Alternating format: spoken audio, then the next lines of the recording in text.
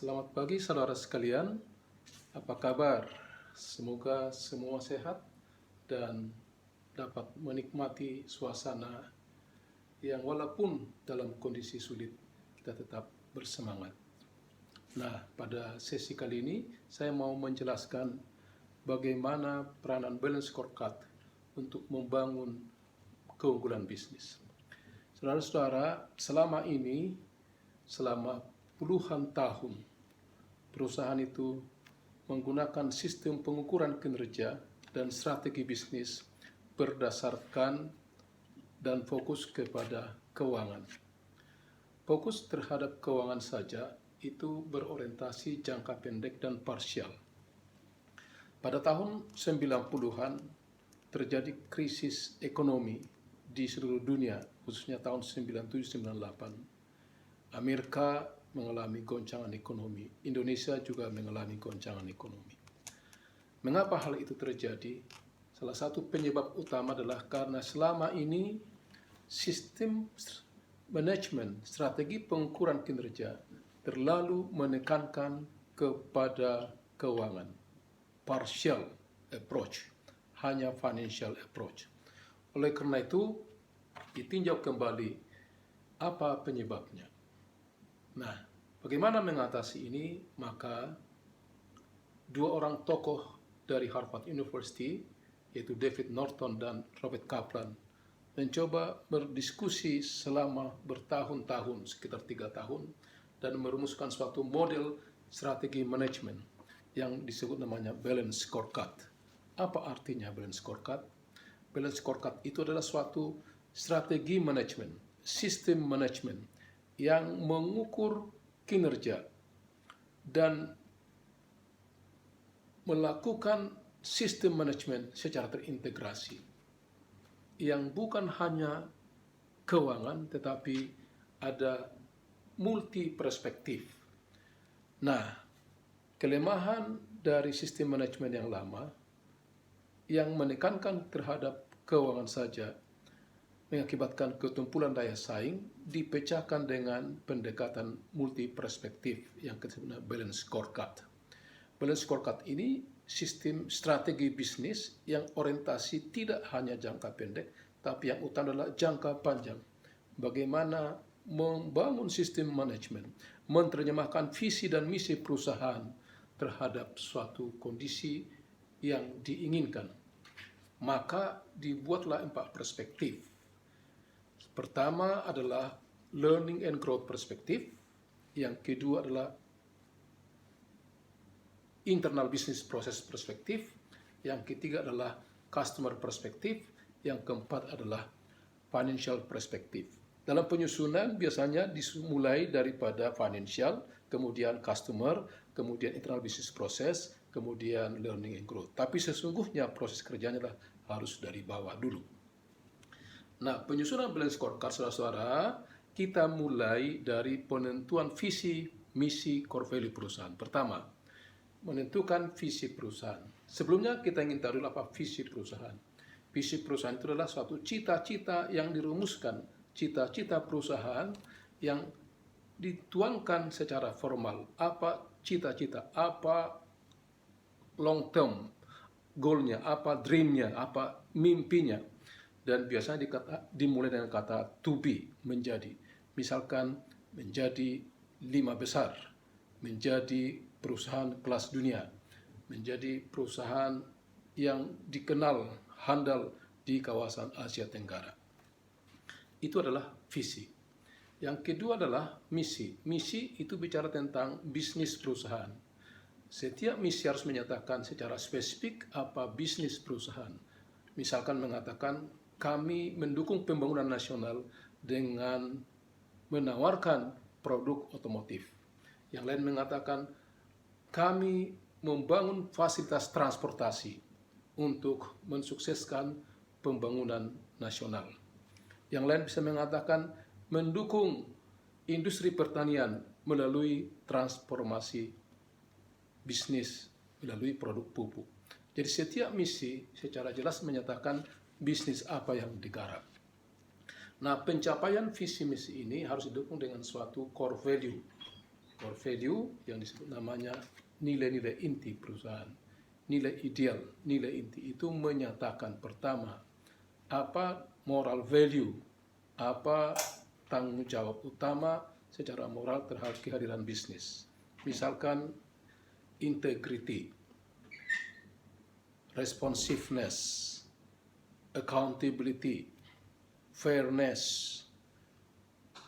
care,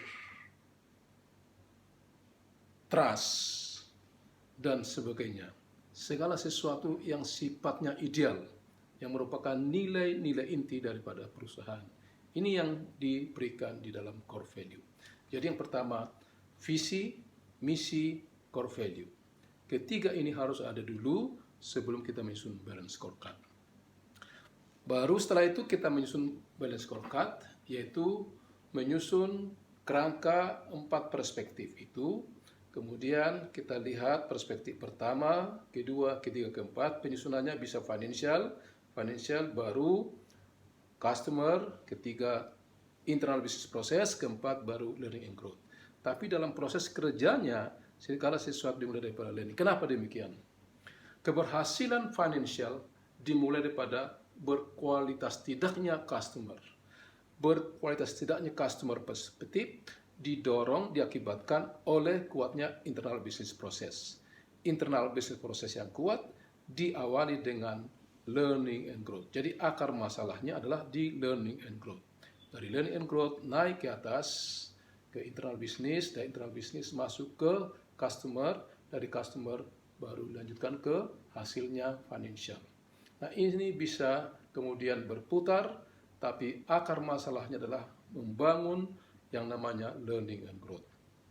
Nah, setelah itu baru kita tentukan apa tujuan kita di masing-masing perspektif. Misalkan, contoh di learning and growth, kita membangun SDM, membangun teknologi, membangun organisasi. Di sini biasanya kita mengatakan meningkatkan training, memperkuat kualitas training, sehingga dengan demikian akan diperoleh hasil kualitas manusianya akan lebih baik. Nah, apa ukurannya? Misalkan jam kerja 1 tahun berapa? Misalkan 40 jam 1 tahun, standar internasional. Kemudian kita lihat hasil tahun ini berapa, mungkin baru 20, mungkin ada yang 10, mungkin ada yang 30. Kemudian kita targetkan tahun berikutnya, naik. Kemudian bagaimana kita mencapai ini namanya inisiatif. Jadi ada strategi, perspektif, ada objektif, ada yang namanya ukuran, ada kemudian berikutnya adalah actual, hasil yang terjadi, kemudian target kita, kemudian inisiatif itu adalah langkah atau action plan bagaimana mencapai target itu. Misalkan melalui training, kita inisiatifnya adalah melakukan training, mengikut sertakan karyawan secara rutin, mengikuti modul ini, training ini, dan seterusnya. Nah, dengan demikian saudara-saudara, kita bisa akan memperoleh hasil yang lebih baik tentang SDM. Skillnya, motivasinya, begitu juga leadership, begitu juga tentang ICT, Information Communication Technology. Kita bangun itu menjadi dasar kita untuk memperkuat yang namanya internal business process. Apa itu internal business process? Internal business process adalah kualitas daripada sistem manajemen, sistem kerja, prosedur kerja yang ada dalam perusahaan. Maka misalkan kita memperoleh dengan kualitas kerja yang baik, kita memperoleh yang namanya produk yang lebih baik. Dilihat daripada kualitas barang, dilihat daripada mutu barang dihasilkan, lihat daripada makin rendahnya kerusakan barang. Dengan demikian, maka barang dihasilkan lebih baik. Dari barang yang dihasilkan lebih baik, kita akan mampu memberikan kepuasan kepada pelanggan. Itu menghasilkan customer perspektif. Misalkan customer satisfaction menjadi ukurannya, diukur. Kemudian berapa tahun ini, berapa tahun depan, kepuasan pelanggan kita dorong terus makin naik dengan makin meningkatnya kualitas internal business process. Dengan makin puasnya pelanggan, market share akan naik, maka kemudian financial itu akan naik, namanya financial perspektif. Jadi dengan memperkuat customer perspektif, maka financial perspektif akan naik. Itulah suatu proses kerja yang begitu sistematis, begitu baik, begitu indah daripada balance scorecard ini, sehingga nanti akan dapat dicapai visi misi perusahaan. Tapi ingat, bahwa setiap proses kerja harus berbasiskan core value.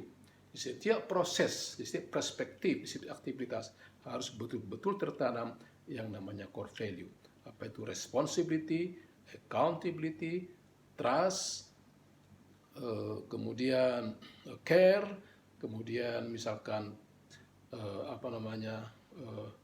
disiplin. Nah, hal-hal seperti itulah yang kita pakai membangun bisnis ini. Saya percaya bahwa dengan sistem balance scorecard ini akan kita makin maju, proses kerja kita makin meningkat, dan perusahaan kita makin maju. Jadi saudara-saudara, sekarang bisa menyusun bagaimana kerangka kerja balance scorecard yang lebih baik.